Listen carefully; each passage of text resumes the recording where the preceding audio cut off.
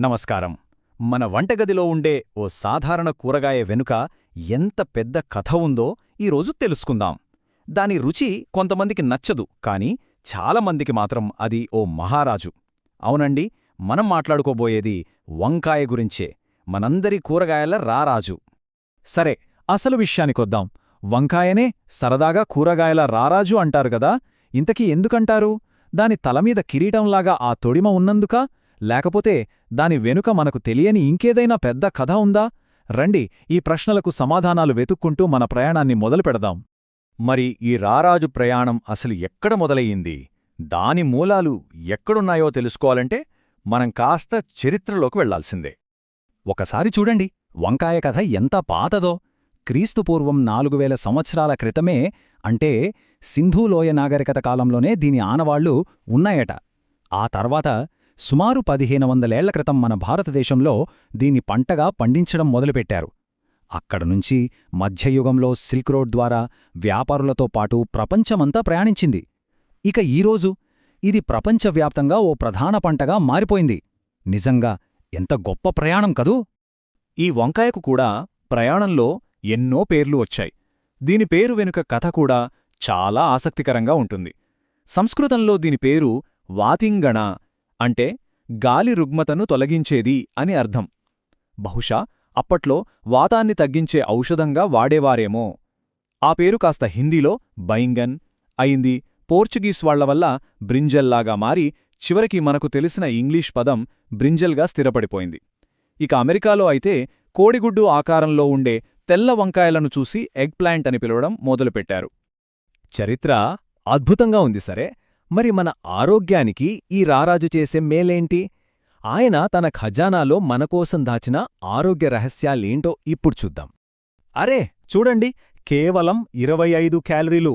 అవును, 100 గ్రాముల వంకాయ తింటే మన శరీరానికి అందేది అంతే. బరువు తగ్గాలనుకునే వాళ్లకి ఇదొక వరంలాంటిది.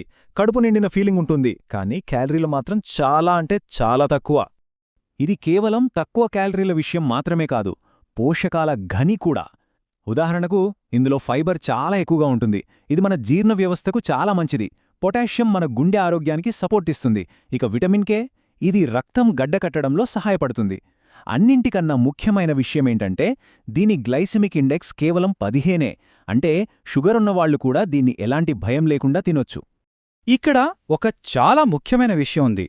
చాలామంది వంకాయ తొక్క తీసేసి వండుతారు కదా, కాని అసలైన అద్భుతం మొత్తం ఆ తొక్కలోనే ఉంది. నసున్నిన్ అనే ఒక పవర్ఫుల్ యాంటీఆక్సిడెంట్ ఆ తొక్కలో ఉంటుంది. ఇది మన మెదడు కణాలను ఫ్రీ రాడికల్స్, అంటే మన శరీర కణాలను పాడుచేసే అణువుల నుంచి కాపాడుతుంది. సో ఇకపై వంకాయ వండినప్పుడు పొరపాట్న కూడా తొక్క తీయకండి. ఇంత గొప్ప చరిత్ర, ఇన్ని ఆరోగ్య ప్రయోజనాలున్న ఈ రారాజును మన ఆంధ్రభోజనంలో ఎలా గౌరవిస్తామో చూద్దామా? మన వంటల్లో వంకాయది ఒక ప్రత్యేక స్థానం. ఆంధ్రా వంటకాలనగానే ముందుగా గుర్తొచ్చేదేంటి? ఖచ్చితంగా గుత్తి వంకాయ కూరే. పెళ్లిళ్లలో, పండగల్లో ఇది లేకపోతే ఆ భోజనానికే కళ ఉండదు. దీని రుచే వేరండి బాబూ. ఈ కూరలో అసలు మ్యాజిక్ అంతా ఈ మసాలాలోనే దాగి ఉంటుంది. ముందుగా వేయించిన పల్లీలు, నువ్వులు, కొబ్బరి, ఇతర మసాలా దినుసుల్ని పొడి చేసుకోవాలి. ఆ తర్వాత ఉల్లిపాయ, అల్లం, వెల్లుల్లి వేసి మెత్తటి పేస్ట్లాగా రుబ్బుకోవాలి. ఇప్పుడు 4 ఘాట్లు పెట్టిన లేత వంకాయలలో ఈ మసాలాను జాగ్రత్తగా నింపాలి. ఈ మసాలానే కూరకు ఆ అద్భుతమైన రుచిని తీసుకొస్తుంది. ఇక రెండవది మనందరి ఫేవరెట్ వంకాయ పచ్చడి.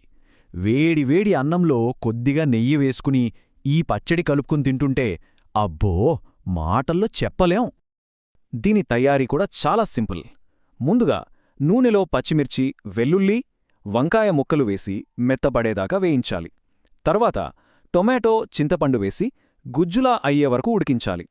అది చల్లారిన తర్వాత మిక్సీలో వేసి కచ్చాపచ్చగా రుబ్బాలి. గుర్తుపెట్టుకోండి, మెత్తటి పేస్ట్లా కాకుండా కొంచెం పలుకుగా ఉంటేనే పచ్చడి టేస్ట్ బాగుంటుంది. చివరిగా ఘుమఘుమలాడే తాలింపు వేసి కలిపితే వంకాయ పచ్చడి రెడీ. ఇక సాయంత్రం పూట వేడివేడిగా ఏదైనా తినాలనిపిస్తే వంకాయ బజ్జీ ఒక అద్భుతమైన ఆప్షన్. ఇది మనం తినే మామూలు బజ్జీల కంటే చాలా చాలా స్పెషల్. దీని తయారీ విధానం కొంచెం వెరైటీగా ఉంటుంది. ముందుగా చిన్న వంకాయలను ఉప్పునీటిలో కాసేపు ఉడికించి చల్లార్చాలి. ఆ తర్వాత వాటి మధ్యలో ఘాటు పెట్టి కారంపొడి లేదా ఉల్లికారం మషానా నింపాలి.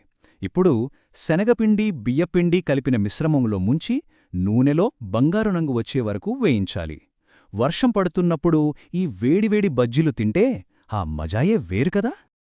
ఇన్ని మంచి గుణాలు, ఇన్ని అద్భుతమైన రుచులు ఉన్నా సరే ఈ రారాజును తినేటప్పుడు కొన్ని రాజనియమాలు పాటించాలట. ఆయుర్వేదం ప్రకారం కొన్ని జాగ్రత్తలున్నాయి. అవేంటో ఇప్పుడు చూద్దాం.